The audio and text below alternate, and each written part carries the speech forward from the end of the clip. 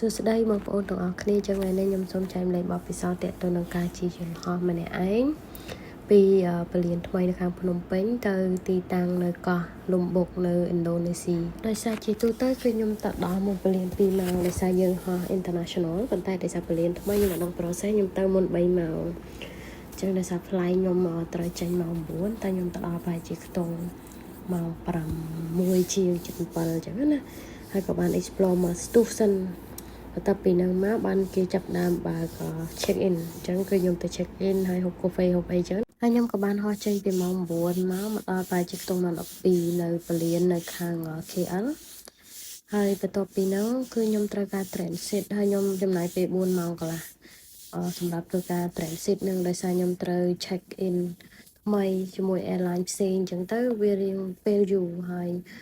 ដើររោមកសំណមកជិត3ម៉ោង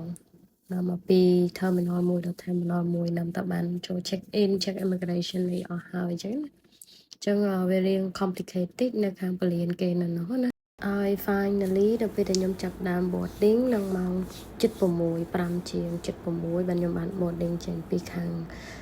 KL ហើយមកដល់លំបុកអរគុណសម្រាប់ការទស្សនាកុំភ្លេចចូលមើលវីដេអូបន្តទៀតណា